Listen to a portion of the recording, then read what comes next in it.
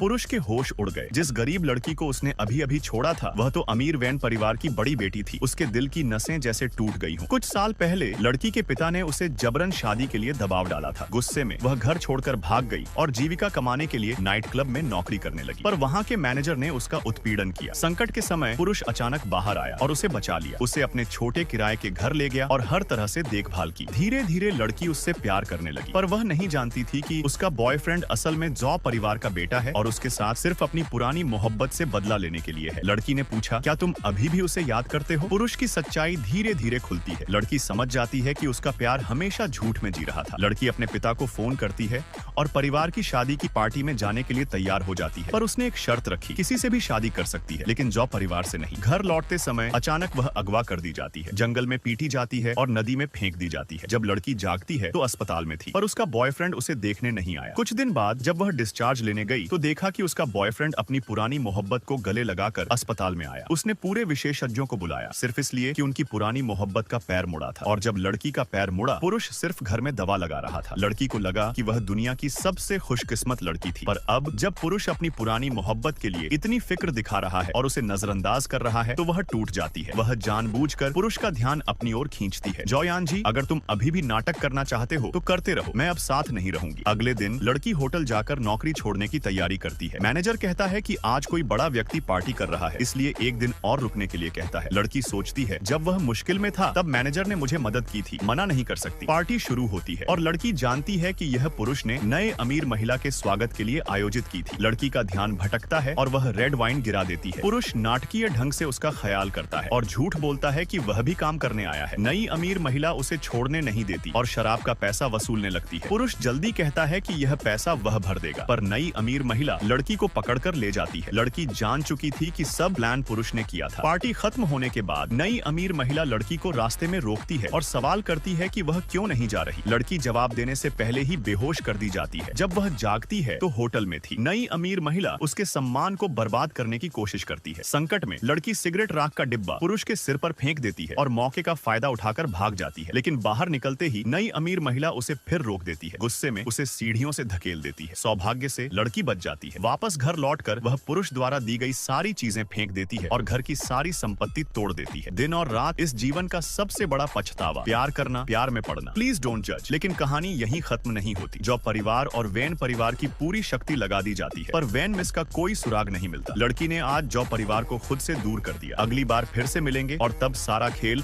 और बड़ा उलटफेर लेकर आएगा।